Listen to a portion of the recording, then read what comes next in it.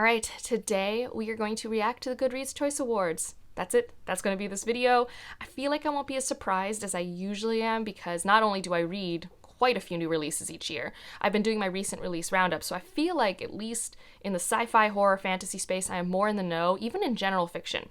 I don't feel like I'm as in the know for thriller or historical fiction, definitely not so much for nonfiction or memoir, but I feel like it'll be interesting to see what happens. I don't like to do guesses for this because I don't think it's that interesting. It's the popular books. If it was in Book of the Month, it's probably on here. If it's a big author, it's probably on here.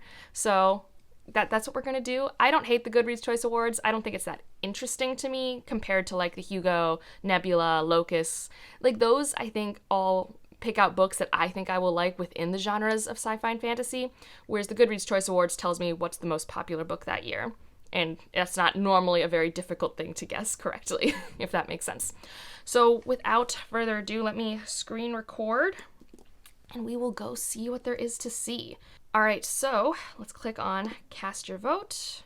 Let's go to fiction first. Not that I think I'm going to know that many books here. I typically read fiction, like general releases, the year after they come out, because then they're in paperback. But let's see. I don't know what's in the top left, but I'm interested in that. The Olga Diaz Dreaming. That seems cool. I don't know Demon Copperhead, Tomorrow and Tomorrow Tomorrow. I know about that. That was Book of the Month. That one's about people who are making a video game together and them coming in and out of each other's lives as friends, maybe? Lucy by the Sea, no idea, but Elizabeth Strout, I think, was on the short list, if not... Yeah, I don't think she won the Booker. Maybe she did. I'm confused. I might be confusing her with the author of O. William, but that's what the name is making me think of. Our Missing Hearts, yes, this is the author who wrote Little Fires Everywhere, which has the Hulu show. I did like Little Fires Everywhere, but it takes place, like, in my hometown. I'm a sucker for that. Mad Honey by Jodi Picoult. That's a pretty famous author. Nightcrawling was shortlisted for the Booker, so I'm not surprised. Oh, this is a horrible cover. Now is not the time to panic. Like, that was really hard for me to read. No idea what that is. Oh, but it's the author of Nothing to See Here, which I know Ryan really liked, so I'm not surprised that it's on the list. Don't know Remarkably Bright Creases. Oh, How Not to Drown in a Glass of Water. People were reading this a lot in September, and I was really interested in it. I know Audrey and Allie both had, I think, pretty positive reviews of it. True Biz, no idea. Emma Straub, This Time Tomorrow, nope. Notes on an Execution. I think I've only heard of that one from Books and Lala. I think she really liked it. You don't know this, The Hotel Nantucket, no clue. Yes, To Paradise. Saw a lot of mixed reviews on it, but not shocked that it's on the list. I also heard about Cleopatra and Frankenstein, generally positive reviews. Another Jodi Picoult. Apparently they released 2 books this year. Of course, Frederick Bachman's newest release, which was huge. It was longer than some fantasy books. Honor, and then Other Birds. So I haven't read any of these. I don't know which one I'd vote for. I'm tempted for How Not to Drown in a Glass of Water. I'm tempted. But we will now go on to the next section, which I will have even less to say on, which is mystery and thriller. I've heard of Jackal in this top row. We got Lucy Foley, which I know, like, these 2 covers, like, I've seen around, don't know anything about them. Yeah, there's just a look to thriller covers. They're just something. Oh, the Book of Cold Cases, I think I've heard more positive than negative things on, but it's definitely been kind of split. Ooh, The Maid, that's the one with, I think, the neurodivergent character. That one, I think, seemed fun. Ruth Ware, of course. Yeah, nothing here that, like, really strikes me. I'm just noticing that there's just, like, a font everyone uses for their thriller covers. I'm like, okay. Historical fiction. Oh, yes, Taylor Jenkins Reid, right there. That makes sense. Ooh, Violetta. So, sorry if you're hearing my cat. He's doing stuff. But I am going to read my first Isabella Allende next month, so I'm just really excited. The Marriage Portrait, which is the author of Hamnet, and I have seen some reviews for that. But ooh, Violetta makes me excited. Also, it's just like such a pretty cover. Like, it's so pretty. Kate Atkinson, big author. Let's see, anything else that Young Mungo, that was the author of Shuggie Bain. I've heard it's got a lot of overlap thematically with what Shuggie Bain was doing, and didn't really like Shuggie Bain. Trust I'm interested in because I really liked a story I read by that author 5 years ago. It was like Into the Distance. That was a cool story. There was a new Diana Galbaldo. And then Lessons in Chemistry, which I don't know a lot about. I've seen 5-star reviews. I've seen 1-star reviews, but I don't actually know what it's about. Yeah. So there is historical fiction. Nothing too shocking to me. The popular authors that I knew had releases were on the list. And now it's fantasy. Now I'm hoping, we'll see what happens. I'm not going to be surprised by some things, but I'm hopeful. You get 20 books. All right, Babel, of course. Not shocking. Electra, yep. Legends and Lattes, okay. The Atlas Six, yeah, that makes sense. The Lost Metal, which literally just came out today, but not shocking. You know, When Women Were Dragons, I've actually even heard of people outside of, like, the fantasy sphere reading that. Like, not many people in my fantasy booktube community have been reading it, but, like, people at my local book club were telling me about it.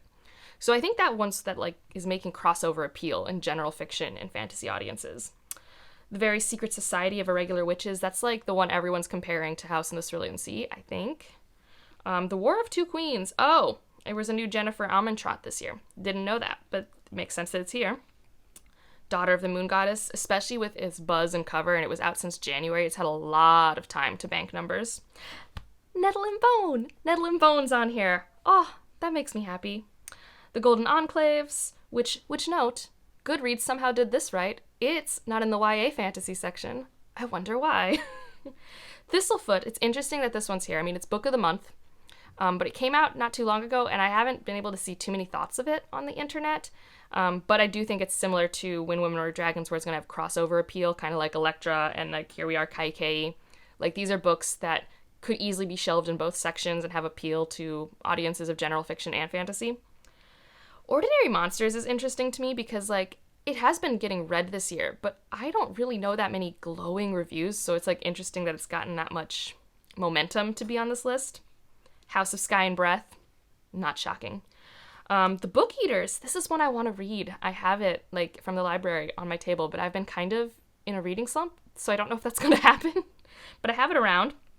Stephen King's Fairy Tale, of course. The Stardust Thief, interesting, because, I don't know, like, I've heard buzz about it, and maybe it's because it was in book boxes and stuff like that, but I haven't, again, heard, like, amazing things. A River Enchanted, also a book of the month. In the World We Make made it. So there's definitely books that I wish would have been on here. I don't think this is as strong of a slate for me as it was last year, but it's not bad. Like, it's okay. I'll definitely have to think by the end of the video what books that came out this year, and I'll show some images of books that, like, I wish had been out when we're at the end of this video. But we'll go into romance, which I think I'll know, like, 2 books in this section. Yeah. Okay, I think that's the Hades and Persephone one, the Electric Idol. I don't know anything. Oh, Colleen Hoover. Yep. Nope, don't really. Oh, The Wedding Crasher. I think that's the sequel to The Worst Best Man, which is a book I do want to read. Love on the Brain, which I did read. Another Colleen Hoover. Delilah Green Doesn't Care. Book Lovers. Those are ones I've heard about. You Made a Fool of Death with Your Beauty by Kweki Mezi. I haven't read it, but I'm happy to see that it made it here. So yeah, and, you know, nothing too shocking, I guess, but I don't pay attention to the romance space that often.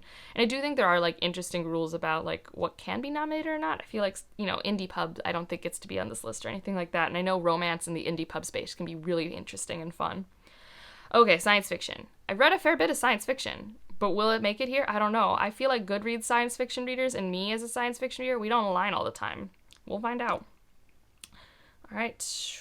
Hey, Ocean's Echo, I've read. I liked it. It's definitely more of a sci-fi than a romance, if you haven't already seen my wrap-ups on that.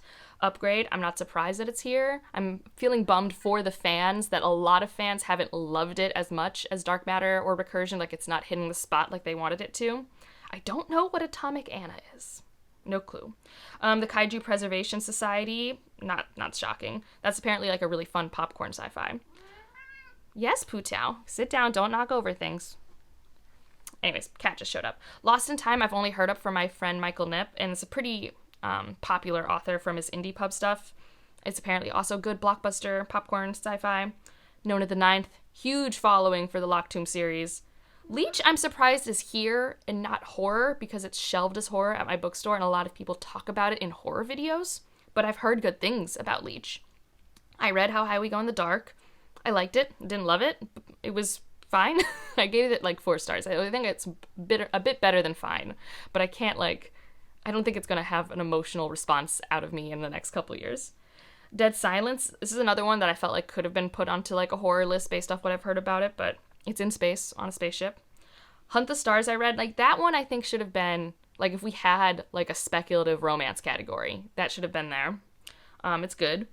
The Genesis of Misery, I think, is a very fascinating project. It's just like all sorts of not for me in terms of how it shows to execute its character work. Sea of Tranquility, this is another crossover book. This is one where general fiction readers will definitely pick this one up. I've been hearing about Station Eternity, but I haven't gotten around to reading reviews on it yet or watching reviews on it yet for my recent release roundup. I'm curious about it. Even though I think it's supposed to be murder mystery, but I think it's supposed to be like kind of self-aware. Maybe Murder, She Wrote adjacent? I could be really off base. But it's cool that it's here. The Daughter of Dr. Moreau. I tried to start this one and didn't get too far. I might try it again one day, but I know that this is like, you got a lot of genetic splicing, but it's, I think, another crossover appeal book because it's less about the sci-fi elements and more about exploring humanity, which is a part of sci-fi. I just think that like people will see this book in their general fiction sections and be like, ooh, that looks pretty. I think the book has been having problems because people assume it's going to be like Mexican Gothic, which it's not. I have no idea what Sleepwalk is or Primitives. Well, that's a pretty bird. Mickey 7, I think I've heard of, but I don't know what it is. I think Tori's the only person I've heard talk about it, and she didn't really like it. Self-Portrait with Nothing, no idea what that is. Leviathan Falls, makes sense, that Expanse book. And The Measure. So again, at the end of this video, I'll put up some images of books that I feel like maybe could have made it, should have made it, of ones that I've read. I can't think of any off the top of my head right now. And now we will move on to horror, which I might actually know about some releases, even if I haven't read them. Like, yeah, Our Wives Under the Sea. People have been loving that book. I don't know what Such Sharp Teeth Are, Small Angels. Nope, don't know that. Just Like Mother, I've heard about. I've heard good things. I think it's culty, I think. The Hacienda. Oh, I love The Hacienda.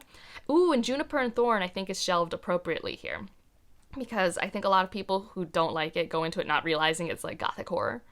I don't know what The Fervor is. The Devil Takes You Home, I heard about when I was doing my recent release roundup, and it's something I'm interested in, although it seems like it's a very, very difficult time.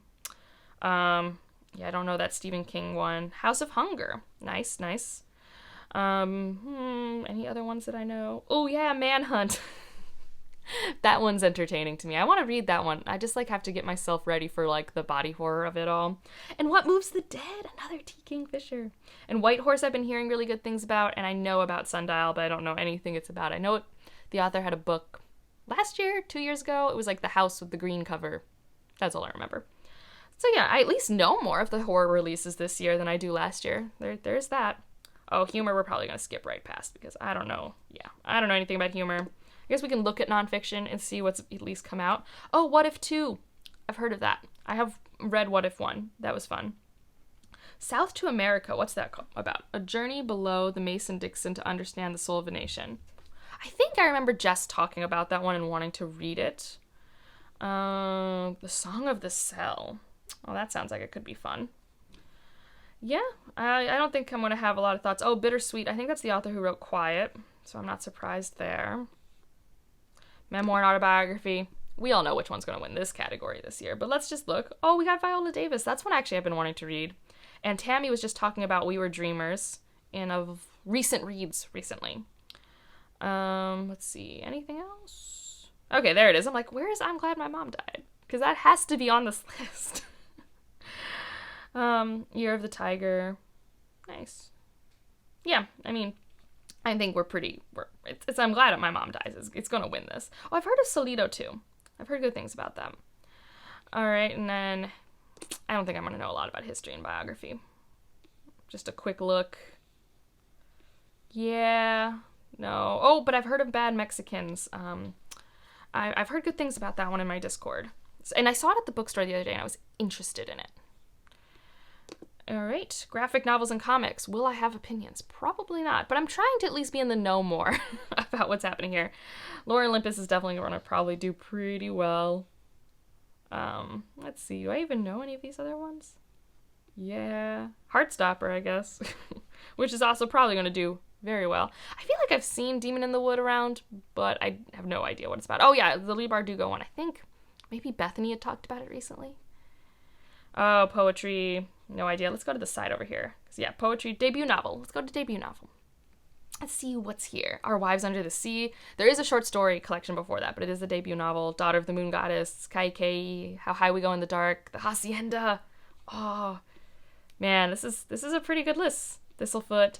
Nightcrawling, I think, if I'm correct, the author of that is like a teenager, like 17 or 18 or something like that. The Maid. Oh, that's good. This is a good list. I don't know what I'm going to vote for this one. Ooh, there's some good ones on this one. Like, I think of the ones I'm seeing, the one I rated highest with Kaikei, so that might be my vote. I'm unsure. Obviously, I have not been voting while I've been looking at this because I am indecisive. Young adult fiction. I think I'm going to skip to young adult fantasy and science fiction because I don't know a lot about just general fiction for young adult. I barely know anything for young adult fantasy and sci-fi. Cursed by Marissa Meyer. Bloodmarked, sequel to, the other Arthurian YA book. Forgetting the name of it. Legendborn. Belladonna, I've heard good things about. I've been cautiously interested in that. The Sunbear Trials. I really, really want to read that one. I think that's the one I want to read the most that came out this year in YA that I haven't gotten to. Gallant is here. Oh, Cytonic. I forgot that came out last year after the Goodreads Choice Awards. And The Girl Who Fell Beneath the Sea, which I know has been getting a lot of love. So I don't think I've actually read anything off this list. Yeah. And then middle grade and children's. I have read a release this year for middle grade. Will it be on this list? We'll find out. We've got Amari, which I kind of was hoping would be here for people who love Amari. We have the new Keepers of the Lost City book. We have a Witchlings book. We have Evil Librarians, a Sanderson. Aw, that's a shame. I was hoping Onyeka would be on here, but it's not. But that's all right. I don't really know much about any of these books. Like I said, I'd read one this year. It was Onyeka and the Academy of the Sun. Are there any other categories? Nope. So we're going to stop the screen recording. And I'm going to quickly look through my story graph and let you guys know what books that I think should have made it this year. All right, so scrolling through, I've filtered. I'm not going to screen share this. I'll just put up covers as I talk about it. I joked yesterday. Well, it wasn't a joke. It was a serious prediction of The Spear Cuts Through Water would not make it. It did not make it. But it's so good. Oh, it's such a good book. Let's see. I'll load the screen. The Way Spring Arrives, I kind of wish it made it, but I don't know where it would be. Like, I don't think there's really, like, a short story collection section, you know? Like, I feel like that should have made it. The Oleander Sword should have made it. That book is really good. That book is freaking good. And like I said, everyone forgot about it. No one's talking about it. Makes me sad. I'm kind of surprised The Bone Orchard didn't make it, because I just, like, had heard a lot of buzz for it. But even if it's not, like, my favorite thing, there were a lot of fantasy romances that I felt like could have made it this year but didn't, and maybe I think that's why we need like a speculative romance category. But like Strange and Stubborn Endurance didn't make it, and now looking, I'm actually shocked. Just Like Home did not make it. Also, Holly Black's book didn't make it, right? Book of Night, I don't think that made it, which brings me some joy that there was some sort of cutoff. But I'm a little bummed. Like Just Like Home I enjoyed. The Blood Trials didn't make it for sci-fi, which is kind of a bummer. Seasonal Fears did not make it, which I'm not surprised about because it's a sequel. I didn't hear a lot of people reading it, and then a lot of people like me, I don't think were rating it super highly. I know it's a sequel, but Locklands, I'm just saying, that was a very fun book. I wish Ballad of Bearless Graves had made it because I just think it's doing such interesting things. Like, yeah, that one didn't make it. Discord of Gods, that's the 5th book in a series, so that makes sense. Siren Queen should have been on one of these lists. Oh my gosh, I love Siren Queen. Even if you just threw it in historical fiction or something. Like, I know historical fiction that do more magical realism, or at least just as much. That's a bummer. And The City Inside, I get why it's not, but I like that one. And are there any other ones? Oh, Goliath! Goliath should have been on the list. Yeah, Goliath should have. Well, those are my thoughts. It's the Goodreads Choice Awards. I don't know what I'm going to vote for. I'll figure it out. Let me know what you thought, what has your vote, what you think should have made it onto the list this year. And yeah, if you want to leave an emoji, I don't know, leave a stack of books, because we were just talking about books. Or like the award symbols. Is there like an award emoji? Either one. And otherwise, like if you liked it, subscribe if you want to, and I'll see you in the next one. Bye.